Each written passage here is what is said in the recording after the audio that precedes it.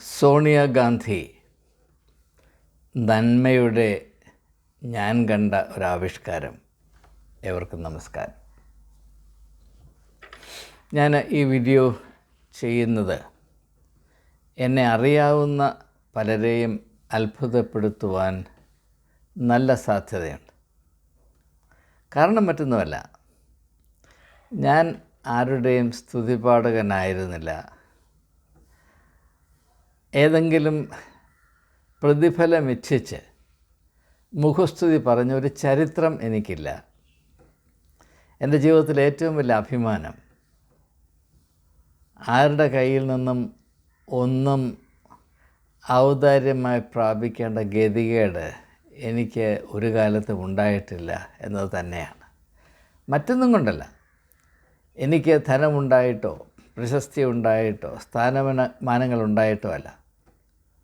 എൻ്റെ ഏറ്റവും വലിയ ശക്തി, എൻ്റെ ഏറ്റവും വലിയ അനുഗ്രഹം, ഇതൊന്നും എനിക്ക് ആവശ്യമില്ല എന്ന തിരിച്ചറിവാണ്.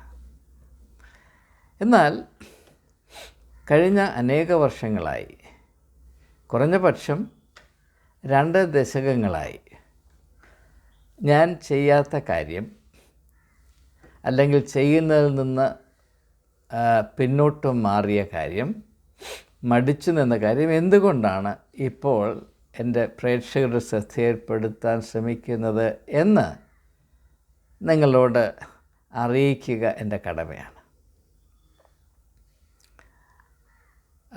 ഭാരത രാഷ്ട്രീയത്തിൽ പ്രത്യേകിച്ച് കഴിഞ്ഞ 10 വർഷങ്ങളായി സോണിയാഗാന്ധിയെയും അവരുടെ 2 മക്കളെയും ഏതെല്ലാം വിധത്തിൽ കളിയാക്കാമോ, തരം താഴ്ത്തി കാണിക്കാമോ, വിമർശിക്കാമോ, അപമാനിക്കാമോ, വിലയിടിക്കാമോ, ഈ ശ്രമങ്ങൾ വളരെയധികം നടന്നിട്ടുണ്ട്. ഈ കാലത്ത് ബഹുഭൂരിപക്ഷം ആളുകളും സഹജീവികളെ തിരിച്ചറിയുന്നത് അവരോടുള്ള വ്യക്തിപരമായ അറിവിൻ്റെ അടിസ്ഥാനത്തിലല്ല, കേട്ടുകേഴ്വിയുടെ മാത്രം അടിസ്ഥാനത്തിലാണ്. അതിന് ന്യായീകരണമുണ്ട്. ഇപ്പോൾ ഭാരതത്തിലെ അനേകം ആളുകൾക്കും സോണിയാഗാന്ധിയെ വ്യക്തിപരമായി അറിഞ്ഞ് അവരുടെ നന്മ മനസ്സിലാക്കി അവരെപ്പറ്റി പരത്തുന്ന കിംവദന്തികൾ, ഫോൾസ് പ്രോപ്പഗാൻഡ തികച്ചും അനീതിയാണ് എന്ന് തിരിച്ചറിയുവാനുള്ള സാഹചര്യം ലഭിച്ചില്ല എന്നിരിക്കും. അതുകൊണ്ട് തന്നെ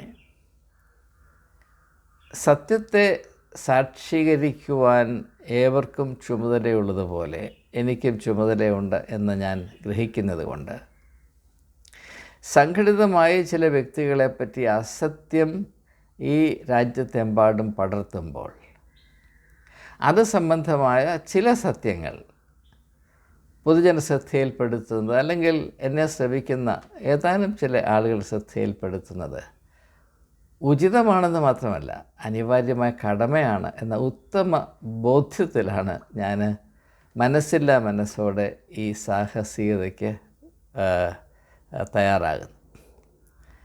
ഇതിൽ കൂടെ അനേകം വലിയ ശക്തിയേറിയ ശത്രുക്കളെ സമ്പാദിക്കാൻ എനിക്ക് കഴിയുമെന്ന് എനിക്കറിയാം. സാരമില്ല, സത്യമേവ ജയതേ അനർത്ഥമെന്ന് നാം എഴുതി വെക്കുമ്പോൾ സത്യം ജയിക്കണമെങ്കിൽ നാം സഹകരിക്കണം എന്ന ഒരു കൊച്ചു യാഥാർത്ഥ്യം കൂടെ ഏവരും ഓർത്തിരിക്കുന്നത് നല്ലതാണ്. ഞാൻ എൻ്റെ വിഷയത്തിലേക്ക് കടക്കട്ടെ. ഞാൻ എന്തുകൊണ്ടാണ് ശ്രീ സോണിയാഗാന്ധിയെ ഞാൻ അറിഞ്ഞ നന്മയുടെ ഒരാവിഷ്കാരമാണ് എന്ന് പറയാൻ കാര്യം, ഞാൻ ചില വളരെ ലളിതമായ കാര്യങ്ങൾ ഈ വീഡിയോയിൽ കൂടെ വെളിപ്പെടുത്താൻ പോവുകയാണ്. തികച്ചും ആകസ്മികമായിട്ടാണ് ഞാൻ സോണിയാഗാന്ധിയെ കാണുവാനും ആശയവിനിമയം നടത്തുവാനും ഇടയായത്. എനിക്കങ്ങനെ ഒരു താല്പര്യം ഉണ്ടായിരുന്നില്ല. എന്നാൽ ഇവാഞ്ചലിക്കൽ ചർച്ചിലെ ഒരു പുരോഹിതനായിരുന്ന റവറൻ ജോസഫ്, അദ്ദേഹത്തിന് ഭാരത രാഷ്ട്രീയത്തിൽ വളരെയധികം സ്വാധീനം അക്കാലത്തുണ്ടായിരുന്ന ഒരു വ്യക്തിയോട് അടുത്ത പരിചയം ഉണ്ടായിരുന്നു. അതുകൊണ്ട് അദ്ദേഹത്തോട് ചെന്ന് പറഞ്ഞു, ഇങ്ങനെ വത്സൻ തമ്പു എന്ന് പറയുന്ന ഒരു ചിന്തകനും എഴുത്തുകാരനും സാമൂഹ്യ പ്രവർത്തകനും അതേസമയം അധ്യാപകനുമുണ്ട്. അന്ന് സോണിയാഗാന്ധി ഇൻ്റർനാഷണൽ കോൺഗ്രസിൻ്റെ പ്രസിഡൻ്റായി ചാർജ് എടുത്ത് ഏതാനും മാസങ്ങളെ കഴിഞ്ഞിട്ടുള്ളൂ.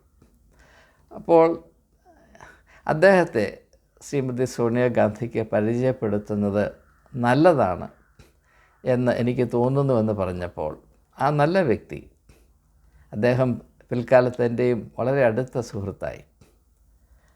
അത് വളരെ കാര്യമായിട്ടെടുത്ത് ഏറെ താമസിയാതെ ഒരു അപ്പോയിൻമെൻറ്റ് ഫിക്സ് ചെയ്ത് അങ്ങനെ എന്നെ അത്ഭുതപ്പെടുത്തിക്കൊണ്ട് ആ ഒരു അനുഭവം വന്നു ചേർന്നു.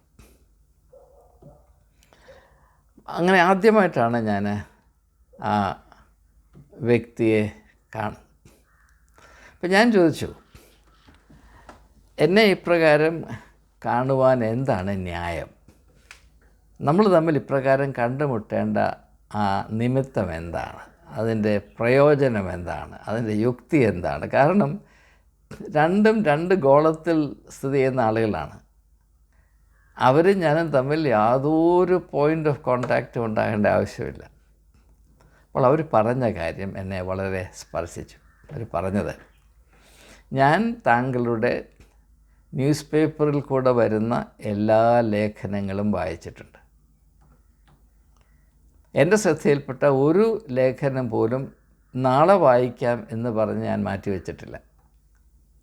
അതുപോലെ തന്നെ സ്വാമി അഗ്നിവേശൻ്റെ കൂടെ ചേർന്ന്, അപ്പോൾ എന്നെ ഫാദർ തമ്പു എന്നാണ് വിളിച്ചുകൊണ്ടിരുന്നത്, നടത്തിക്കൊണ്ടേയിരിക്കുന്ന എല്ലാ ശ്രദ്ധേയമായ നാഷണൽ ലെവലിലുള്ള ഇടപെടലുകൾ, ഇൻ്റർവെൻഷൻസ്, അത് എൻ്റെ ശ്രദ്ധയിൽപ്പെട്ടിട്ടുണ്ട്.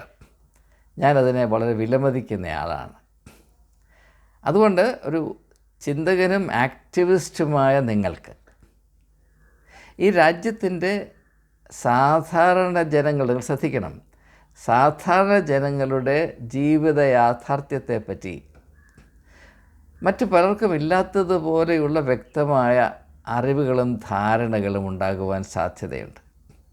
നിങ്ങൾക്ക് രാഷ്ട്രീയമായ താല്പര്യമോ കക്ഷി രാഷ്ട്രീയ താല്പര്യങ്ങളോ അല്ലെങ്കിൽ ചായ്വുകളോ ഇല്ലാത്തത് കൊണ്ട് സത്യം സത്യമായി ചിന്തിക്കുകയും അറിയുകയും ചെയ്യാനുള്ള സ്വാതന്ത്ര്യത്തോടെയാണ് നിങ്ങൾ ഈ ലേഖനങ്ങൾ എഴുതുന്നത് എന്നത് എൻ്റെ ശ്രദ്ധയിൽ നന്നേ പെട്ടിട്ടുണ്ട്. സുഹൃത്തുക്കളെ, ഞാൻ വാസ്തവത്തിൽ അവിടെ ഇരുന്ന് അത്ഭുതപ്പെട്ടു പോയി. ഞാൻ ഡൽഹി യൂണിവേഴ്സിറ്റിയുടെ പശ്ചാത്തലത്തിലാണ് ജോലി ചെയ്തുകൊണ്ടിരുന്നത്. ഞാൻ സഭാപരമായി ഒത്തിരി ജോലി ചെയ്തുകൊണ്ടിരുന്നു. അനേകം മതങ്ങളുടെ നേതാക്കന്മാരുമായിട്ട് എനിക്ക് ബന്ധമുണ്ടായിരുന്നു. ചിന്തകന്മാരുമായിട്ട് എനിക്ക് ബന്ധമുണ്ടായിരുന്നു. സാംസ്കാരിക നേതാക്കന്മാരുമായിട്ട് എനിക്ക് ബന്ധമുണ്ടായിരുന്നു. അവിടെയും ഇവിടെയും തലയെടുപ്പുള്ള രാഷ്ട്രീയ നേതാക്കന്മാരുമായിട്ട് എനിക്ക് ബന്ധമുണ്ടായിരുന്നു.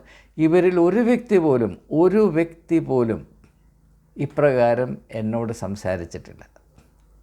അപ്പോൾ ഇതുകൊണ്ട് എനിക്ക് ആദ്യമായി നിങ്ങളോട് പറയാനുള്ളത്, ഞാൻ സോണിയാഗാന്ധിയിൽ വിലമതിച്ച ആദ്യത്തെ നന്മ അവരുടെ വായനാശീലം.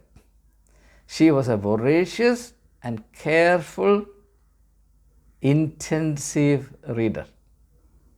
അതെന്തുകൊണ്ടാണെന്ന് ചോദിച്ചാൽ, അവർക്ക് ആശയങ്ങളോട് വലിയ മമതയുണ്ടായിരുന്നു, സ്നേഹമുണ്ടായിരുന്നു. മാത്രമല്ല, യാഥാർത്ഥ്യബോധം വളർത്തിയെടുക്കുന്നതിൽ അവർ നന്നേ ശ്രദ്ധിച്ചിരുന്നു, ഊന്നൽ കൊടുത്തിരുന്നു. ഇത് ഏറെ താമസിയാതെ ആ നല്ല സ്ത്രീയുടെ തിന്മയായി അവതരിക്കപ്പെട്ടത് നിങ്ങൾക്ക് ഓർമ്മയുണ്ടാകും. BJPയിലുള്ള സമർത്ഥരായ മിടുക്കരായ ആളുകൾ പറഞ്ഞത്, she is only a reader not a leader. അവർ വായനക്കാരി മാത്രമാണ്, അവർക്ക് നേതൃത്വത്തിൻ്റെ കഴിവില്ല. അത് കേട്ടാൽ തോന്നും, വായിക്കാത്തവരാരൊക്കെയാണോ അവരെല്ലാം നേതാക്കന്മാരാകണം എന്ന ഒരാശയമാണെന്ന് ആലോചിച്ച് നോക്കണം. ആരെങ്കിലും കാര്യമായിട്ട് വായിച്ചു എന്ന് പറഞ്ഞാൽ അങ്ങനെ ഒരാൾക്ക് നേതാവാകാൻ കഴിയുകയില്ല. ഇത് എവിടെ നിന്ന് കൊണ്ടുവന്ന ന്യായമാണ്? ഇത് എവിടെ കിടന്ന ആശയമാണ്? തികച്ചും അബദ്ധമാണിത്. മനുഷ്യൻ്റെ നന്മ, മനുഷ്യൻ്റെ അന്തസ്സ്, മനുഷ്യൻ്റെ പുരോഗതി, മനുഷ്യൻ്റെ കഴിവുകളുടെ പാരമ്യം, ഇവയെപ്പറ്റി വിലയും ബഹുമാനമില്ലാത്ത ആളുകൾ മാത്രമേ ഇങ്ങനെ ചിന്തിക്കുകയും ഈ പൊട്ടത്തരം വിളിച്ച് പറയുകയും ചെയ്യുകയുള്ളൂ. പക്ഷേ വളരെ അഭിമാനത്തോടു കൂടെയാണ് ആളുകൾ ഈ ആരോപണം ആ കാലത്ത് ശ്രീമതി സോണിയാഗാന്ധിക്കെതിരെ ഉയർത്തിക്കൊണ്ടിരുന്നത്. എന്നാൽ ആ സമയത്ത് ആരും തന്നെ ഇതൊരു ആരോപണമല്ല, വാസ്തവത്തിലൊരു വലിയ അംഗീകാരമാണ്. ഭാരതത്തിൻ്റെ എല്ലാ നേതാക്കന്മാരും അവരെ പോലെ നല്ലതായി വായിക്കണം, അതായിരിക്കണം നമ്മുടെ മാതൃക എന്ന് പറയേണ്ടതിന് പകരം അവർ വായിക്കുന്നു എന്നത് അവർക്കെതിരെയുള്ളൊരു വലിയ ആരോപണമായി തീർന്നു. ഞാൻ എന്തുകൊണ്ട് സൂചിപ്പിക്കുന്നു എന്ന് ചോദിച്ചാൽ, നാം എല്ലാവരും തിരിച്ചറിയേണ്ട ഒരു യാഥാർത്ഥ്യം, പൊതുരംഗത്ത് വളരെ അധികം ക്രിയ ചെയ്യുന്ന ഒരു യാഥാർത്ഥ്യം ഇതിൽ അടങ്ങിയിട്ടുണ്ട്. അതായത് ഒരു വ്യക്തിയെ താറടിക്കാനായി തീരുമാനിച്ചു കഴിഞ്ഞാൽ, ഒരു വ്യക്തിയുടെ പേക്കോലം പൊതുവിൽ അവതരിപ്പിക്കുവാൻ തീരുമാനിച്ചു കഴിഞ്ഞാൽ, ഒരു വ്യക്തിയെ ഏതെല്ലാം വിധത്തിൽ താറടിക്കാമോ തേജോവധം ചെയ്യാമോ അത് ഞങ്ങൾ ചെയ്യുമെന്ന് ഉറപ്പിച്ചു കഴിഞ്ഞാൽ, പിന്നെ ആ വ്യക്തിയിലുള്ള നന്മ പോലും തിന്മയായി ജനകോടികൾ തെറ്റിദ്ധരിക്കത്തക്കവണ്ണമുള്ള ഒരു സാഹചര്യം സൃഷ്ടിക്കും. an environment of misunderstanding. നിങ്ങൾ ഈ കാര്യം ഒന്ന് നിങ്ങളുടെ വ്യക്തിപരമായ അനുഭവത്തിൽ ഒന്ന് ചിന്തിച്ച് നോക്കൂ. നിങ്ങൾക്കൊരു മകനുണ്ട്, മകളുണ്ട്, അല്ലെങ്കിൽ ഒരു മരുമകളുണ്ട്, മരുമകനുണ്ട്. അവന് അല്ലെങ്കിൽ അവൾക്ക് വായനശീലമുണ്ട് എന്ന് പറഞ്ഞാൽ നിങ്ങൾ ആ വ്യക്തിയെ വീട്ടിൽ നിന്ന് ഇറക്കി വിടുമോ? അപലപിക്കുമോ? ഇത് പറയുമ്പോൾ ചെറുപ്പത്തിൽ എൻ്റെ ചാർച്ചയിൽപ്പെട്ടൊരു വീട്ടിൽ സംഭവിച്ച ഒരു കാര്യം, അടുക്കളക്കാര്യം പറയുന്നത് കൊണ്ട് നമുക്കിതൊക്കെ പറയാമല്ലോ, ഓർമ്മ വരികയാണ്. എൻ്റെ അമ്മാച്ചൻ അദ്ദേഹത്തിൻ്റെ മകന് വിവാഹപ്രായമായപ്പോൾ ഒരു വധുവിനെ കണ്ടുപിടിക്കണം, മനോരമയിൽ പരസ്യം കൊടുത്തു. അപ്പോൾ പല പല പ്രതികരണങ്ങൾ വന്നു, റെസ്പോൺസസ്, ഒരു കെട്ട്. അപ്പോൾ അദ്ദേഹം ഇത് ഓരോന്നെടുത്ത് വായിക്കുകയാണ്. വായിച്ചു വന്നപ്പോൾ ഒരു കാൻഡിഡേറ്റ്, ആ കാൻഡിഡേറ്റിൻ്റെ പ്രതിശ്രുത വധുവാകാൻ സാധ്യതയുള്ള ഒരു പെൺകുട്ടിയുടെ യോഗ്യതകൾ അതിൽ രേഖപ്പെടുത്തിയിട്ടുണ്ട്. എന്താണ്? MA in music. അപ്പോൾ എൻ്റെ അമ്മാച്ചൻ അത് അന്നേരം എടുത്ത് മാറ്റിക്കളഞ്ഞു. അവൻ പറഞ്ഞു, ഇവിടെ തലവേദനയുണ്ടാകും, ഇവിടെ വന്ന് പിന്നെ വിവാഹം കഴിച്ച് ഇവിടെ വന്നാൽ പാട്ട് തന്നെ ആയിരിക്കും, പിന്നെ തലവേദന ഉണ്ടാകും. ഇപ്പോൾ എന്നെപ്പോലൊരാണെങ്കിൽ ആളാണെങ്കിൽ പാട്ടിൽ എമ്മയുണ്ടെന്ന് പറഞ്ഞാൽ ഞാൻ ഉടനെ അല്പം കൈകൂപ്പി ഒന്ന് സന്തോഷിക്കും. ഞാൻ അങ്ങനെ ഒരാൾക്ക് മുൻഗണന കൊടുക്കും. എൻ്റെ അമ്മാച്ചൻ അങ്ങനെയല്ല, അതൊരു വലിയ ശാപമാണ്, ശല്യമാണ്, തലവേദന, പിന്നെ സാരിഡോൺ വാങ്ങിക്കേണ്ടി വരും. അപ്പോൾ ഇങ്ങനെ നമുക്ക് ധാരണകൾ വെച്ച് പെരുമാറാൻ സാധിക്കും. നമ്മുടെ തെറ്റിദ്ധാരണകൾ മറ്റുള്ളവരുടെ ധാരണയായി അവരുടെ മേൽ അടിച്ചേൽപ്പിക്കാനും സാധിക്കും. അങ്ങനെ എൻ്റെ അമ്മാച്ചൻ്റെ കണ്ണിൽ കൂടെ കാണുന്നവരാണ് കേരളത്തിലെ എല്ലാ പുരുഷന്മാരുമെങ്കിൽ സംഗീതം പഠിച്ചിട്ടുള്ള സ്ത്രീകൾ മുഴുവനും തലവേദനകളാണ്, അവരെ വീട്ടിൽ കയറ്റാൻ കൊള്ളത്തില്ല എന്നൊരു ധാരണ നമുക്ക് ഉണ്ടാക്കി വെക്കാൻ നോക്കും. അതുകൊണ്ട് സംഗീതം ആത്യന്തികമായ ശാപമാണെന്ന് അർത്ഥമില്ല. ചില ആളുകൾക്ക് അത് തലവേദനയാണ്, ഇത് മാത്രമേ അർത്ഥമുള്ളൂ. അപ്പോൾ ഞാൻ ഉദ്ദേശിക്കുന്ന ആശയം ഏകദേശം മനസ്സിലേക്ക് കാണുമെന്ന് വിചാരിക്കുകയാണ്. അപ്പോൾ ശ്രീമതി സോണിയാഗാന്ധിയെ പറ്റിയുള്ള ഏറ്റവും വലിയ ആരോപണം എന്തായിരുന്നു? അവർ വായിക്കുന്നവരാണ്. ഇതാലോചിച്ച് നോക്കണം. അതുകൊണ്ട് അവർക്ക് നേതൃത്വ പാഠം ഉണ്ടാകുകയില്ല. വായിക്കാത്തവരോ സമൃദ്ധരായ നേതാക്കന്മാരാണ്. ലോകത്തിലെവിടെയൊക്കെ വായനശീലമില്ലാത്ത നേതാക്കന്മാർ നാട് ഭരിച്ചിട്ടുണ്ടോ ആ രാജ്യങ്ങൾ മുഴുവനും കൂപ്പുകുത്തിയിട്ടുണ്ട്. അതാണ് അതിനകത്തെ യാഥാർത്ഥ്യം. ഒരുപക്ഷേ നിങ്ങൾ അത്ഭുതപ്പെടും, ഹിറ്റ്ലർ പോലും അല്പം വായനശീലമുള്ള ആളായിരുന്നു. അദ്ദേഹത്തിൻ്റെ ആത്മകഥ മെയിൻ കാഫ് വായിച്ചാൽ നിങ്ങൾക്കത് മനസ്സിലാകും. മുസോളിനി അതിനേക്കാൾ അപ്പുറം, ലെനിനും സ്റ്റാലിനും അതിനേക്കാൾ അപ്പുറം. ഇവർ നല്ല മാതൃകകളല്ല. ഞാൻ പറഞ്ഞത് നേതൃത്വവും വായനയും മൂരും മുതിരയും പോലെയാണ് എന്ന് പറയുന്നത് ശുദ്ധ അസംബന്ധമാണ്. പക്ഷെ അതാണ് വളരെ ആത്മധൈര്യത്തോടെ അഭിമാനത്തോടെ ഈ ഭാരതത്തിൽ മുഴുവനും കൊട്ടിഘോഷിക്കപ്പെട്ടു. അപ്പോൾ ശ്രീമതി സോണിയാഗാന്ധിയുടെ ഒരു വലിയ അയോഗ്യത എന്താണ്? അവർ വായിക്കുന്നവരാണ്. അതേ അയോഗ്യത രാഹുൽ ഗാന്ധിക്കുമുണ്ട്. രാഹുൽ ഗാന്ധിയും നല്ല വായനശീലമുള്ള ഒരു വ്യക്തിയാണ്. ഞാൻ ആത്യന്തികമായി വിശ്വസിക്കുന്നത് നമ്മുടെ ശരീരം നാം കഴിക്കുന്ന ആഹാരത്തിൻ്റെ ഊർജം കൊണ്ട് നിലനിൽക്കുകയും പ്രവർത്തിക്കുകയും ചെയ്യുന്നുവെങ്കിൽ നമ്മുടെ വ്യക്തിത്വം നമ്മുടെ മനസ്സിൻ്റെ ഊർജം കൊണ്ടാണ് പ്രവർത്തിക്കേണ്ടത്. അത് പ്രാപിക്കുന്നത് വായനയിൽ കൂടെയാണ്. ഞാൻ ഈ സമയത്ത് സാന്ദർഭികമായ എൻ്റെ ഒരു ദർശനം ഞാൻ പറയാം. ഞാൻ ജീവിതത്തെ മനസ്സിലാക്കുന്നത് എങ്ങനെയാണെന്ന് വളരെ ഹ്രസ്വമായി പറയാം. നിങ്ങൾ ഈ ആശയങ്ങൾ ദയവായി ക്ഷമയോടെ കേൾക്കണമേ. ലോകത്തിൽ 3 തരത്തിലുള്ള ആളുകളുണ്ട്.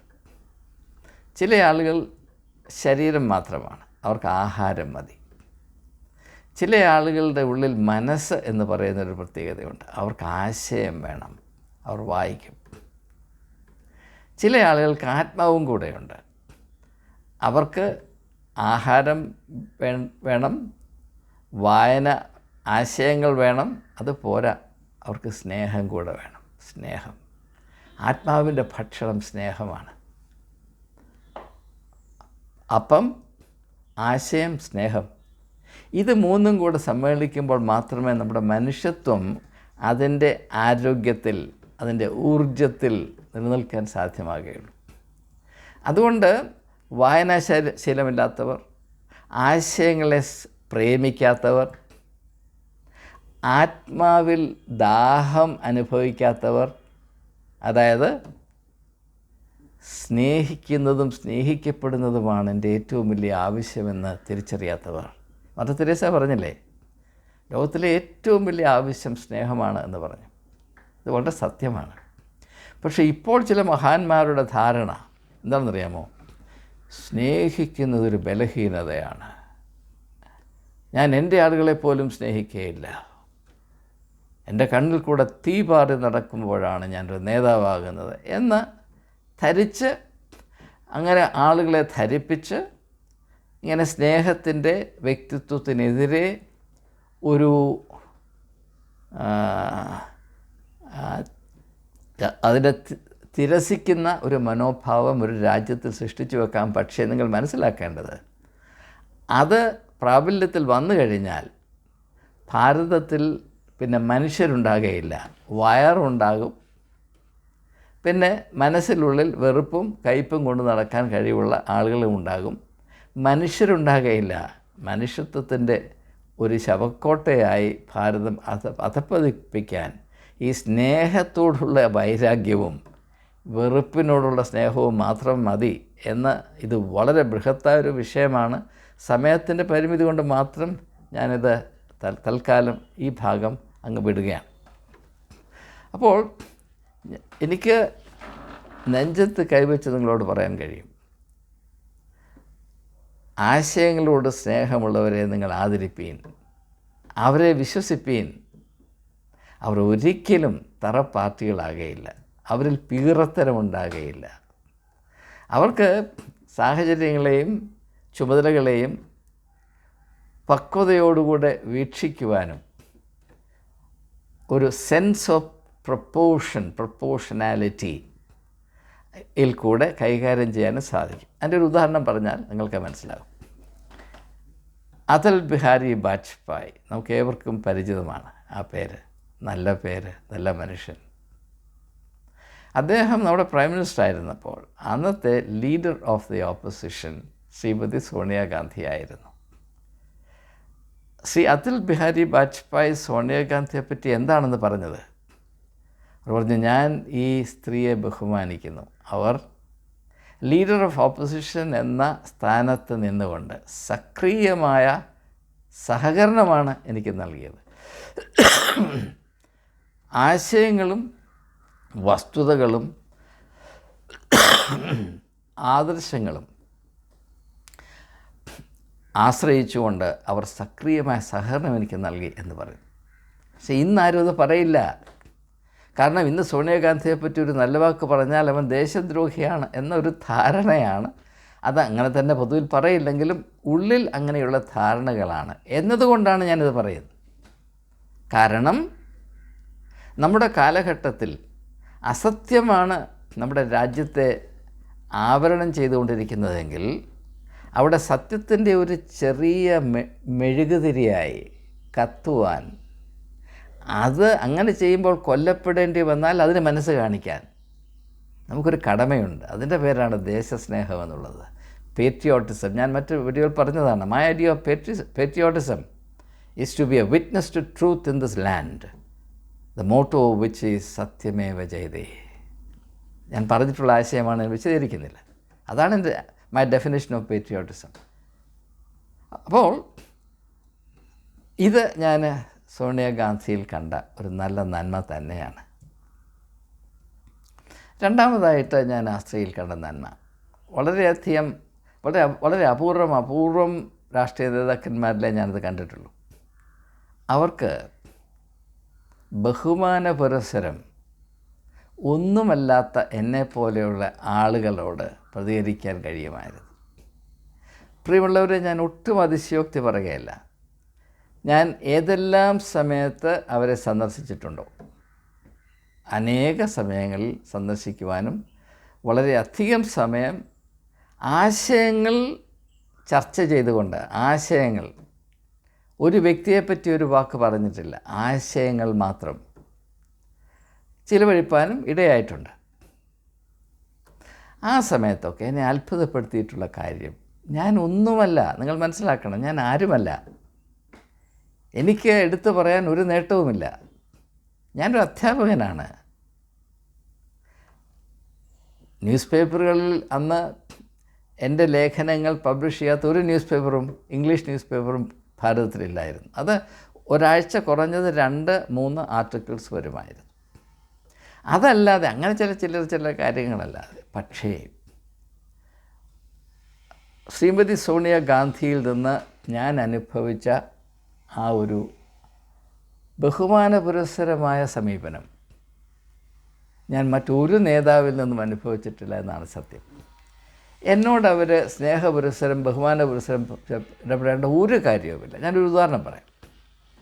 ഉദാഹരണങ്ങളിൽ കൂടെ ചിന്തിക്കുമ്പോഴാണ് നാം യാഥാർത്ഥ്യബോധം കുറച്ചുകൂടെ വ്യക്തമായി പ്രാപിക്കുന്നത്. എന്നതുകൊണ്ട് ഞാൻ ചില കാര്യങ്ങൾ പറയുകയാണ്. അപ്പോൾ ഞാൻ ചില നേട്ടങ്ങൾ പറയുന്നത് നിങ്ങൾ തെറ്റിദ്ധരിക്കരുത്, ദയവായി തെറ്റിദ്ധരിക്കരുത്.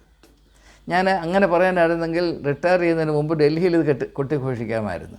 എല്ലാം ഉപേക്ഷിച്ച് ഇവിടെ വന്നൊരു മൂലയ്ക്ക് കഴിയുന്ന എനിക്ക് ആരുടെയും പേര് പറഞ്ഞൊന്നും നേടാനില്ല എന്ന് മനസ്സിലാക്കാനുള്ള സാമാന്യ ബുദ്ധി നിങ്ങൾക്കുണ്ട് എന്ന വിശ്വാസത്തിലാണ് ഞാൻ ഈ കാര്യങ്ങൾ വെളിപ്പെടുത്തുന്നത്. നിങ്ങൾക്കറിയാം, ഇന്ദിരാഗാന്ധി ഇൻ്റർനാഷണൽ കോൺഫറൻസ് നടന്നുകൊണ്ടിരുന്നു. ഇപ്പോഴത് നടക്കുന്നില്ല. അത് ലോകത്തിലെ വളരെ അപൂർവം ചിന്തകരെയും എഴുത്തുകാരെയും നേതാക്കന്മാരെയും ഉൾപ്പെടുത്തിയിട്ടുള്ള കോൺഫറൻസാണ്. 25-30 പേരിൽ കൂടുതൽ ആളുകളെ അതിന് ക്ഷണിക്കുമായിരുന്നില്ല. അപ്പോൾ ഒരു ഇൻ്റർനാഷണൽ ഇന്ദിരാഗാന്ധി കോൺഫറൻസിന് എന്നെ അതിൻ്റെ അംഗമായി ക്ഷണിച്ചു.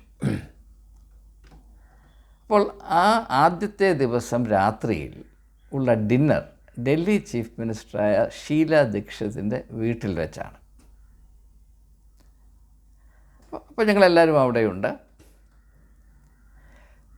ഞാൻ പോയി അങ്ങ് ഏറ്റവും അറ്റത്തുള്ള ഒരു മേശയിൽ എനിക്ക് പരിചയമുള്ള ചില ആളുകളോട് 1-2 പേര് അവരുമായി അവിടെ ഞാൻ സ്ഥാനം പിടിച്ചു. കുറച്ച് കഴിഞ്ഞപ്പോൾ ഷീല ദീക്ഷിത് എന്നോട് വന്ന് പറഞ്ഞു, മാഡം വിളിക്കുന്നു എന്ന് പറഞ്ഞു. അപ്പോൾ ഞാൻ വിചാരിച്ചു, അത്ഭുതപ്പെട്ട്, എന്തിനാണ് മാഡം എന്നെ വിളിക്കുന്നത്, മിസ്സസ് സോണിയാഗാന്ധി. അപ്പോൾ ഞാൻ അവിടെ നിന്ന് എഴുന്നേറ്റ്, അനുസരണം എൻ്റെ ഒരു സ്വഭാവമാണ്. ഞാനതിന് മുമ്പൊരു വീഡിയോയിൽ പറഞ്ഞിട്ടുള്ള പോലെ എൻ്റെ ഭാര്യയെ ഞാൻ നിരുപാധികം അനുസരിക്കുന്ന വ്യക്തിയാണ് എന്ന് പറയാൻ എനിക്ക് യാതൊരു മടിയുമില്ല. അപ്പോൾ ഞാൻ അവിടെ ചെന്നപ്പോൾ അവിടെ എനിക്ക് നന്നേ കറുത്തിട്ടുള്ള ഒരു വ്യക്തിയുടെ അടുത്ത് എനിക്കൊരു സീറ്റ് അവിടെ കരുതിയിട്ടുണ്ട്. അതിൻ്റെ ഇപ്പുറത്തായിട്ടാണ് ശ്രീമതി സോണിയാഗാന്ധിയുടെ സീറ്റ്.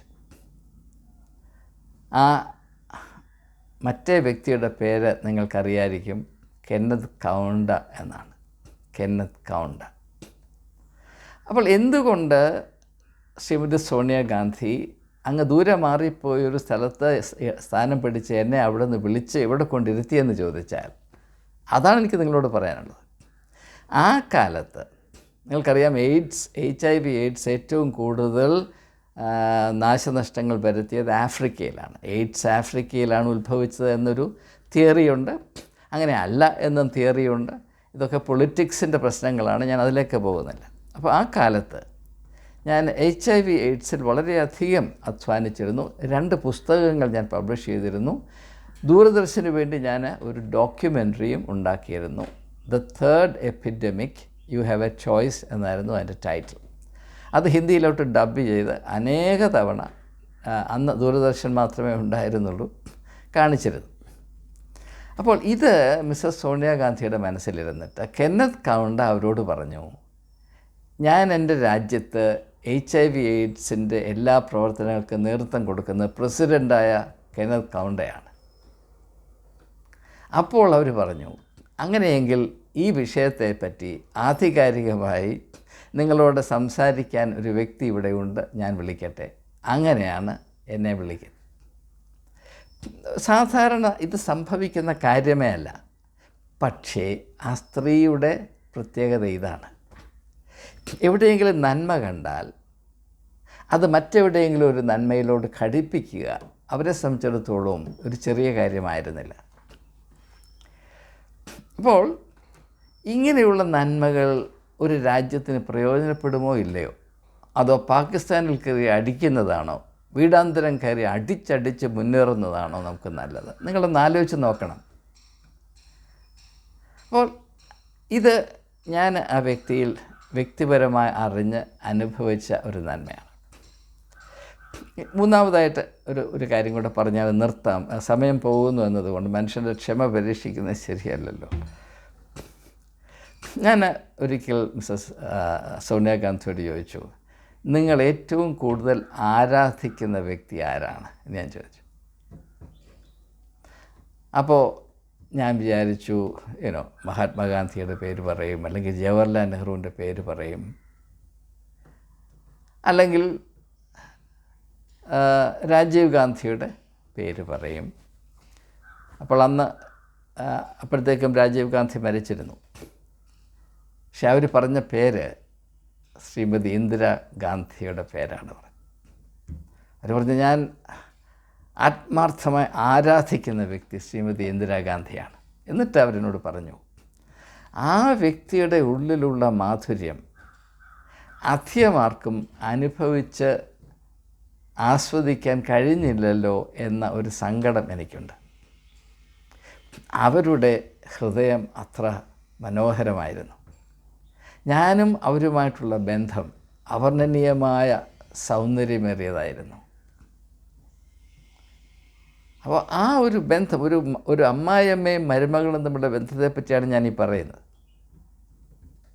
പക്ഷെ നിങ്ങൾക്ക് എല്ലാവർക്കും അറിയാവുന്നതുപോലെ രാഹുൽ ഗാന്ധിയെ ദൈവം പോലെ ആരാധിച്ച, ഇപ്പോഴും ആരാധിക്കുന്ന വ്യക്തിയാണ് ശ്രീമതി സോണിയാഗാന്ധി. ഞാനതും കൂടെ അല്പം ഒന്ന് സൂചിപ്പിച്ച് നിർത്താം. നിങ്ങൾക്കറിയാം, രാഹുൽ ഗാന്ധിയുടെ മരണത്തിന് ശേഷം സോണിയാഗാന്ധി ഇൻ്റർനാഷണൽ കോൺഗ്രസിൻ്റെ പ്രസിഡൻ്റ് ആകണമെന്ന വലിയ ഒരു ഡിമാൻഡ് ഭാരതത്തിലെ മുഴുവൻ കോൺഗ്രസ് അണികളിൽ നിന്നും ഉണ്ടായി. കാരണം മറ്റൊന്നുമല്ല, കോൺഗ്രസ് പാർട്ടിയെ ഒന്ന് പിടിച്ചു നിർത്തണമെങ്കിൽ, കോൺഗ്രസ് പാർട്ടി പിളർന്നു പോകാതെ അതിൻ്റെ ആന്തരികമായ ഐക്യം കാത്തു സൂക്ഷിക്കണമെങ്കിൽ അത് നെഹ്റു ഗാന്ധി പരിവാറിനെ കൊണ്ട് മാത്രമേ ഒക്കത്തുള്ളൂ എന്നതാണ് കോൺഗ്രസ്സുകാരൻ്റെ ഏറ്റവും അടിയുറച്ച വിശ്വാസം. അതിൻ്റെ ഒരു ഉദാഹരണം പറഞ്ഞാൽ, ശ്രീ നട്വർ സിംഗ് ഒരു കാലത്ത് ഇന്ത്യയുടെ ഫോറിൻ മിനിസ്റ്ററായിരുന്നു. ഗാന്ധി നെഹ്റു ഫാമിലിയോട് വളരെ അടുപ്പം പുലർത്തിയിരുന്നൊരു വ്യക്തിയാണ്. തലയെടുപ്പുള്ള നേതാവാണ്, കേന്ദ്രമന്ത്രി, നമുക്കറിയാം. അദ്ദേഹം സെൻറ്റ് സ്റ്റീഫൻസ് കോളേജിൻ്റെ പൂർവ്വ വിദ്യാർത്ഥിയാണ്. അപ്പോൾ കോളേജിലൊരു മീറ്റിങ്ങിൽ പ്രസംഗിക്കാൻ വന്നപ്പോൾ കോളേജിൻ്റെ താരിഫനുസരിച്ച് കോളേജിൽ ആരൊക്കെ പ്രസംഗിക്കാൻ വന്നാലും വിശിഷ്ടാതിഥികൾ ആര് വന്നാലും ആദ്യം പ്രിൻസിപ്പലിൻ്റെ ഓഫീസിൽ വന്ന് പ്രിൻസിപ്പലുമായി കൂടിക്കാഴ്ച നടത്തിയ ശേഷം മാത്രമേ മീറ്റിങ്ങുകളിലേക്ക് പോകാറുള്ളൂ. അപ്പോൾ ഇദ്ദേഹം എന്നെ കാണാൻ വന്നു. അപ്പോൾ ആ സമയത്ത് ഇദ്ദേഹത്തെ കോൺഗ്രസ് പാർട്ടി നിഷ്കാസനം ചെയ്തിരിക്കുന്ന കാലമാണ് ആ ഫുഡ് ഫോർ പെട്രോൾ സ്കീം.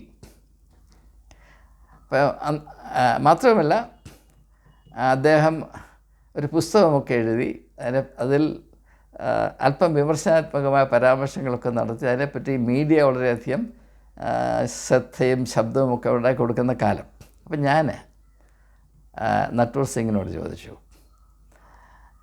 ഈ നെഹ്റു ഗാന്ധി കുടുംബം അവരെ അങ്ങ് ഒഴിവാക്കുന്നതല്ലേ നല്ലത്? എത്രയോ നാളായി ഇവരെ കടിച്ചു പിടിച്ച്. തന്നെയല്ല ഇപ്പോൾ ഡൈനാസ്റ്റി എന്ന് പറഞ്ഞ് ലോകത്തിലെ ഏറ്റവും വലിയ പാപം റേപ്പും മർഡറും ഒന്നുമല്ല, ഡൈനാസ്റ്റിയാണ്. ഈ ഡൈനാസ്റ്റി എന്ന് പറഞ്ഞാൽ എന്താണെന്ന് പോലും പല ആൾക്ക് അറിയില്ലത്. പോട്ടെ, ഞാനതിലേക്ക് കിടക്കുന്നില്ല. അപ്പോൾ അദ്ദേഹം എന്നോട് പറഞ്ഞതറിയാം, എനിക്ക് നെഹ്റു ഗാന്ധി കുടുംബത്തോട് ഇപ്പോൾ വ്യക്തിപരമായ ദേഷ്യമുണ്ട്. പക്ഷേ ഒരു കാര്യം ഞാൻ പറയാം, എപ്പോൾ കോൺഗ്രസിൻ്റെ നേതൃത്വം ഇവരുടെ കയ്യിൽ നിന്ന് പൂർണ്ണമായി പോകുന്നുവോ അപ്പോൾ കോൺഗ്രസ് ഒരു 100 കഷണമായി പിളർന്നു പോകും എന്നാണ് അദ്ദേഹം പറഞ്ഞത്. അപ്പോൾ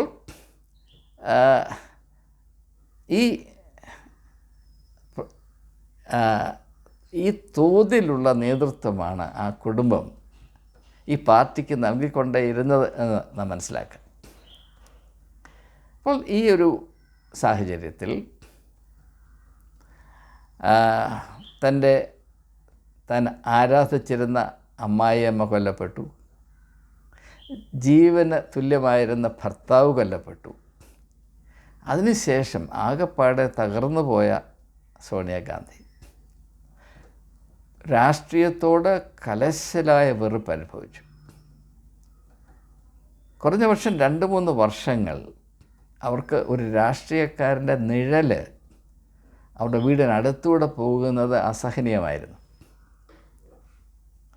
അവരുടെ പ്രൈവറ്റ് സെക്രട്ടറി ആയിരുന്ന വ്യക്തിയോട് അവർ പറഞ്ഞു, നോക്കൂ, ഇവിടെ വേറെ ആർക്ക് വേണമെങ്കിലും വരാം, പക്ഷേ രാഷ്ട്രീയത്തിൻ്റെ തൊപ്പി വെച്ചുകൊണ്ട് ഒരുത്തിനെയും ഇതിനകത്ത് കയറ്റരുത് എന്നാണ് അവർ പറഞ്ഞത്. ഇത് വെളിപ്പെടുത്തുന്നത് ശരിയാണോ അല്ലയോ എന്ന് എനിക്കറിയില്ല, പക്ഷേ ഇതാണ് എൻ്റെ യാഥാർത്ഥ്യം. അപ്പോൾ അങ്ങനെയുള്ള അനുഭവത്തിൽ കൂടെ കടന്നു വന്നൊരു വ്യക്തിയാണ്.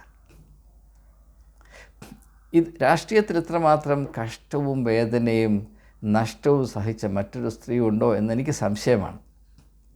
എന്നാലും അതൊന്നും അവരുടെ ആത്മാവിൽ കറപുരളാതെ എപ്പോഴും സൗമ്യമായും മറ്റുള്ളവരോടുള്ള സ്നേഹവും ബഹുമാനത്തിനും അല്പം പോലും കുറവ് വരുത്താതെ മാന്യതയുടെ പര്യായമായി അവർ പൊതുരംഗത്ത് നാളിതുവരെയും സേവനമനുഷ്ഠിച്ചു. ഒരു ഭാരതീയ സ്ത്രീ ഭാരതീയ സംസ്കാരത്തെ ഏറ്റവും അധികം ബഹുമാനിക്കുകയും സ്നേഹിക്കുകയും ആദരിക്കുകയും ചെയ്യുന്ന, ഇവിടെ പിറന്നു വളർന്ന ഈ മണ്ണിൻ്റെ മണമുള്ള ഒരു സ്ത്രീ എപ്രകാരമാണ് ഭാരതീയതയെ എടുത്തു കാട്ടിയത്, അതുപോലെ ഒരു പക്ഷേ അതിൽ കൂടുതൽ ആ വ്യക്തി ചെയ്തിട്ടുണ്ടെങ്കിലും അവരെപ്പറ്റി നന്മ പറയുന്നത് പാപമായതുകൊണ്ട് ആരും ഇതൊന്നും പറയാറില്ല. അതുകൊണ്ടാണ് ഇങ്ങനെയുള്ള കാര്യങ്ങൾ പറയേണ്ടത്. ഇനിയും പല കാര്യങ്ങൾ പറയാനുണ്ട്. അത് സമയം അനുവദിക്കുമെങ്കിൽ, സന്ദർഭം അതിന് ഇടവരുത്തുന്നുവെങ്കിൽ, എനിക്കതിന് മനസ്സ് വരുമെങ്കിൽ ചില കാര്യങ്ങൾ നിങ്ങളുമായി പങ്കിടുവാൻ ഞാൻ തയ്യാറാണ്. ഇത് മറ്റൊന്നും കൊണ്ടുമല്ല, അവരിപ്പോൾ രാഷ്ട്രീയത്തിൽ നിന്ന്, ആക്റ്റീവ് പൊളിറ്റിക്സിൽ നിന്ന് പിന്നോട്ട് മാറി നിൽക്കുകയാണ്. അവരുടെ ഭരണമില്ല, ഒന്നുമില്ല. അതുകൊണ്ട് എനിക്ക് ഇങ്ങനെയുള്ള കാര്യങ്ങൾ ധൈര്യമായി പറയാൻ കഴിയും. കാരണം ആരുടെ കയ്യിൽ നിന്നും ഒരു കടുകളയ്ക്ക പ്രാപിക്കേണ്ട ആവശ്യം എനിക്കില്ല. എന്നാൽ സത്യമറിഞ്ഞിട്ടും ഭീരുത്വം കൊണ്ട് അതിനെ നിരാകരിക്കുകയോ അതിനെ കുഴിച്ചു മൂടുകയോ ചെയ്യുന്നവൻ മനുഷ്യനല്ല, അടിമയാണ്. അടിമത്വത്തിന് ഞാൻ കൊടുക്കുന്ന വിവക്ഷ അറിയുന്ന സത്യത്തെ ഭീരുത്വത്തിൻ്റെ ഭാരം കൊണ്ട് പൂഴ്ത്തിവെക്കുന്നവനാണ് അടിമ. അറിയുന്ന സ്വാതന്ത്ര്യത്തെ ആത്മധൈര്യത്തോടെ കോപവും വൈരാഗ്യവും ഇല്ലാതെ സ്നേഹത്തിൻ്റെ ഭാഷയിൽ മറ്റുള്ളവർക്ക് നന്മ വരണം എന്ന ഒരേ ഒരു ലക്ഷ്യം മാത്രമാക്കി സാക്ഷ്യപ്പെടുത്തുന്നവൻ മാത്രമാണ് സ്വാതന്ത്ര്യം അനുഭവിക്കുന്നവൻ. ഭാരതത്തിൽ നിന്ന് ബ്രിട്ടീഷുകാർ പോയി എന്നുകൊണ്ട് നാം സ്വതന്ത്രരായി എന്ന് കരുതുന്നതിൽ വലിയ അർത്ഥമൊന്നുമില്ല. നാം ഭീരുക്കളാണെങ്കിൽ നാം എപ്പോഴും അടിമകൾ തന്നെയാണ്. അപ്പോൾ അങ്ങനെയുള്ള സാഹചര്യങ്ങളിലേക്ക് ഒരു ജനത വഴുതിപ്പോകുന്നു എന്ന് തോന്നുന്ന സമയത്ത് ഇങ്ങനെയുള്ള ചില്ലറ അടുക്കള സത്യങ്ങൾ നിങ്ങളുമായി പങ്കിടുന്നത് നിങ്ങൾക്ക് പ്രയോജനം ചെയ്യണമേ എന്ന പ്രാർത്ഥനയാണ് ആദ്യ നിമിഷം മുതൽ ഈ നിമിഷം വരെയും എൻ്റെ ഉള്ളിൽ നിറഞ്ഞു നിൽക്കുന്നത്.